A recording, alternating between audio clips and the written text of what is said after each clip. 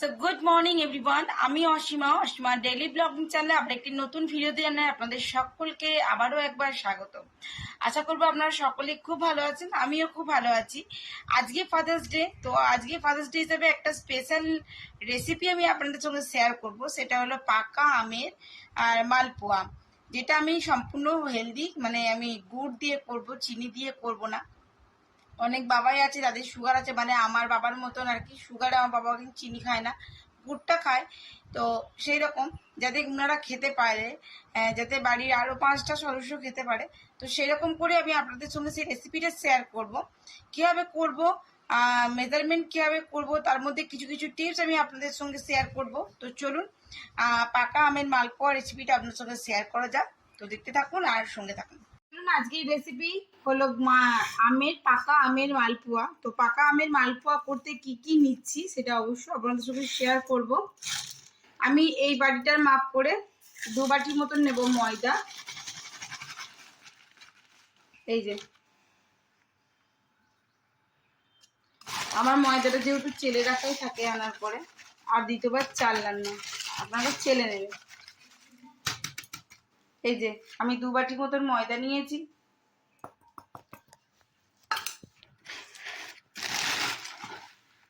আমি এখানে 2 বাটি ময়দা নিয়েছি, 1 বাটি নিলাম সুজি। এই বাটিটাতে যেহেতু আমার একটু কম মানে অসুবিধা হচ্ছিল, তার জন্য আমি বাটিটা চেঞ্জ করে নিয়েছি। বাকি সব সেম আছে, বাকি সবটাই সেম আছে। আমি এবার এর মধ্যে শুকনো ড্রাই গুঁড়ো দিয়ে দেবো। আমি এখানে দেবো মৌরি গুঁড়ো, আপনারা চাইলে গোটা মৌরিও দিতে পারেন। আমি দিলাম 1 চামচের মতন মৌরি গুঁড়ো। এই ফ্লেভারটা আসে তার জন্য আর কি আমি দেখুন 2টো গোটা মৌরিও দিয়ে দিলাম। এরপর আমি দিয়ে দেবো এর মধ্যে টেস্ট অ্যাকর্ডিং নুন। আমি যেহেতু গুড় দিয়ে করব তার জন্য আমি একটুখানি খালি চিনি দেবো, ব্যাস। আমি এবারটা গুড় দেবো। আর সব থেকে যেটা দরকার সেটা হলো আমের পাল্প। আমি এখানে 5টা মতন আম নিয়ে নিয়েছি, তার পাল্পটা রেডি করে নিয়েছি। এই যে, তো এটা আমি একবারই দেবো না, ধীরে ধীরে দেবো।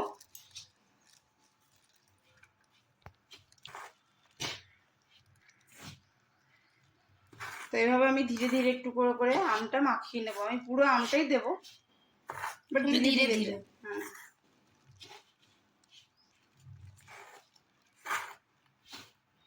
আর এটা অবশ্যই মাখাবেন দুধ দিয়ে।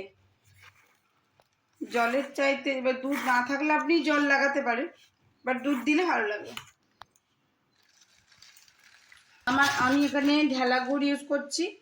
ঢেলা গুড়টা আমি হাতে সাজিয়ে এইভাবে টুকরো টুকরো করে দিয়ে দেবো। আপনারা চাইলে জাগরি পাউডার ইউজ করতে পারেন। আজকে যেহেতু ফাদার্স ডে, আমি এটা আমার বাবার জন্য বানিয়ে নিয়ে যাচ্ছি। আর আমার বাবার যেহেতু সুগার আছে, তাই দানাখানেক চিনি দিলাম, দেখতেই পেলেন, খালি ব্যালেন্স করার জন্য। আর আমি এটা গুড় দিয়ে করবো, আমি সবটাই গুড় দিয়ে করবো। দেখুন আমি এটা গুড়টাকে টুকরো টুকরো করে ভেঙে ফেললাম।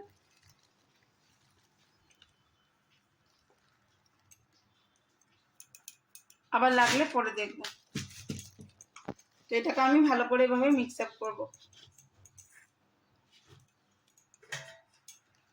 আমি এখানে নিয়ে নিয়েছি দুধ, আর দুধটা আমার গরুর দুধ, ঠান্ডা, জাল দেওয়া গরুর দুধ, ঠান্ডা করে নিয়েছি।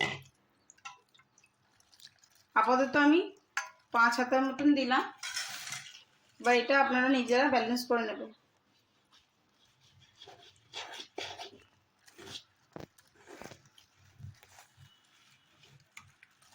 দুধ আমার এখনো লাগবে।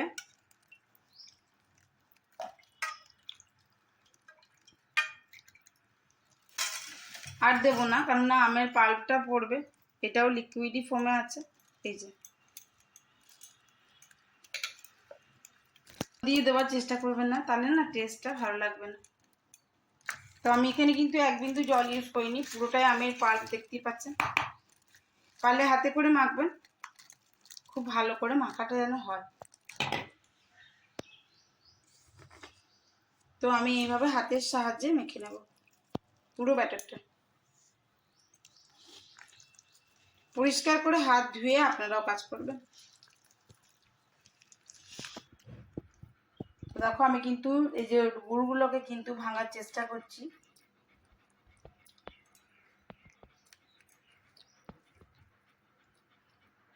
দেখতে পাচ্ছ পাকা আমের কালারটা কিরকম এসছে, মালপোয়াতে ঠিক এভাবে কালারটা আসবে। খুব ভালো করে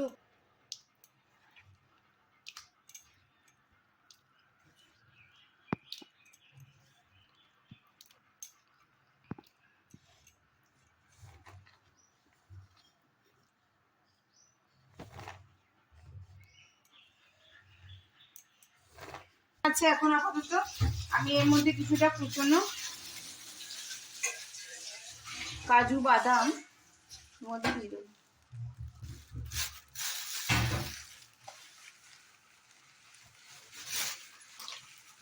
দিয়ে দেবো কিছুটা কিশমিশ, আপনারা না চাইলে নাও দিতে পারে। এই যে কিশমিশ, ঠিক মনে হচ্ছে।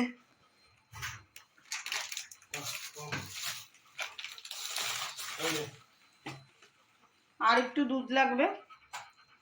এখন আমি এটা খানিকক্ষণ থাকতে দেবো, কেন ওখানে এখানে সুজি দেওয়া আছে, সুজিটা এটা ভালো করে ফুটে দেয়, সুজি তো ফুলবে জানেন। তো এখনই এটা ভাজবো না, এটা খানিকক্ষণ 15-20 মিনিটের মতো রেস্টে থাকুক, তারপর আমি এটা বানাবো। তো চলুন আবার দেখা হচ্ছে আপনার সঙ্গে 15। চলো ফিরে এলাম আমি 20 মিনিট পর। ব্যাটারটার কি অবস্থা একবার তোমাদেরকে দেখাই। মালপোয়ার ব্যাটারটা আমি এখানে রেডি করে দিয়ে গেছিলাম, তোমাদেরকে দেখালাম। তো চলো এবার ব্যাটারটা দেখাবো কিরকম অবস্থা। আর ওদিকে আমি কড়াইটা বসিয়ে দিয়েছি মালপোয়া ভাজার জন্য, চলো দেখাই। তো এই দেখো, যেহেতু সুজি দেওয়া আছে কতটা ঠিক হয়ে গেছে, ঠিক আছে। যদি তোমরা প্রয়োজন মনে করো তাহলে একটাতে দুধ দিতে পারো, কিংবা জল, যদি দুধ না থাকে তো একটুখানি জল দিও আর কি করবে। তো যাই হোক, আমার এরকমই ব্যাটারটা লাগবে। তো চলো মালপোয়াগুলো ভেজে নেওয়া যাক আর শুরু করা যাক। একবার ভালো করে ফাটিয়ে নেব। আর এই অবস্থায় মানে ভাজবার আগে আমি এখন দেব 8 চামচের মতন খাবার সোডা। তো দেখে না কতটা দিচ্ছি, দেখো 8 চামচ দিয়েছি আমি খাবার সোডা। ওকে, এবার তোমার যদি ব্যাটার অল্প থাকে তাহলে এর থেকেও কম দিও। এবার এটা আমি ভালো করে মিলিয়ে নেব আর তারপর তেলে ভাজতে থাকবো। তো চলো এবার আমি ভেজে নিই ঝটপট, আর তোমাদেরকে দেখাই ভেজে যে কেমন লাগছে। তো এটা ভালো করে উপর নিচ করে ভালো করে মিলিয়ে দেবে ব্যাটারটা। অবশ্যই বাড়িতে এটা, যে আমার বাবা যেমন সুগার আছে, এরকম অনেক বাবারই সুগার আছে, তো অবশ্যই এটা গুড় দিয়ে বানিয়েও বাবারা খেতে পাবে। তো মালপোয়াগুলো ভাজার আগে অবশ্যই গ্যাসের ফ্লেমটা জোর করে দিও, মানে হাই ফ্লেমে গ্যাসটা তেলটাকে খুব ভালো করে গরম করে নেওয়ার পর গ্যাসের ফ্লেমটা কম করে দেবে। আর যদি ধীরে ধীরে হয় তাহলে কিন্তু মালপোয়ার ভিতর অবধি বেশ ভালো জালিদার হবে। আর যদি ঝটপট করতে যাও তাহলে উপরের অংশটা ভাজা হয়ে যাবে ঠিকই, কিন্তু ভিতরের অংশটা কাঁচা রয়ে যাবে। তো চলো তেল আমি বসিয়ে দিয়েছি, দেখো ভালো করে গরমও হয়ে গেছে। তো তোমাদের সামনে একটা ছেড়ে দিই।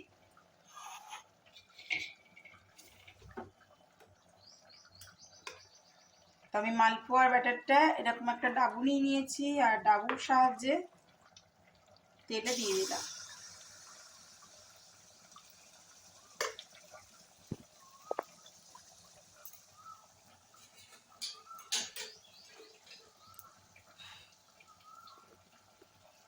অবশ্যই তেলে দেবার পর এইভাবে উপর থেকে একটু করে তেল ছিটিয়ে দিও, তাহলে কি হবে, একটু দেখবে খুব তাড়াতাড়ি লালটা হবে। আমি এবার গ্যাসটা কম করে দিয়েছি, দেখিয়ে দিই। এবার আমি উল্টো সাইডটা উল্টে দেবো।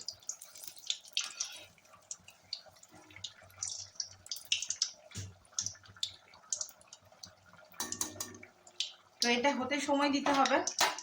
দেখো আমি মালপোয়াটা হতে সময় দিয়েছি, এটা হোক। গ্যাসটা সিমে করে দিয়েছি, দেখালাম, তারপর দেখাচ্ছি। তো দেখায় দেখো মালপোয়াটা আমার ভাজা হয়ে গেছে। আমি এবার মালপোয়াটা তুলে নেব।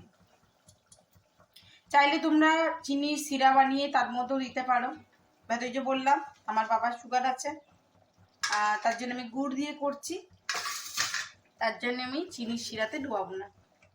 তোমরা ডুবাতে পারো অবশ্যই, যদি কোনো অসুবিধা না থাকে।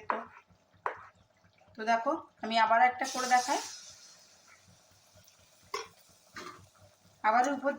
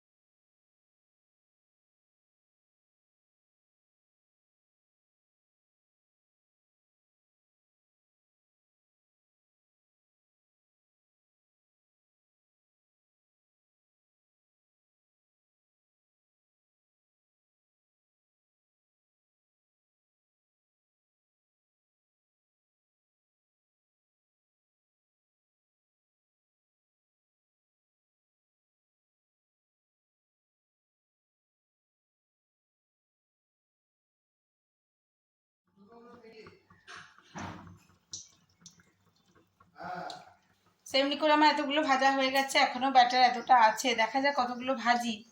আর কড়াইতে এখন 3টে ভাজা চলছে, পাল্টে দিয়েছি। তো এখানে আমি দিয়ে দিয়েছি মিঠিকে খাবারের জন্য। মিঠি মালপোয়া খাচ্ছে, দেখতে পাচ্ছেন। কেমন লাগছে রে? পাকা আমের মালপোয়া।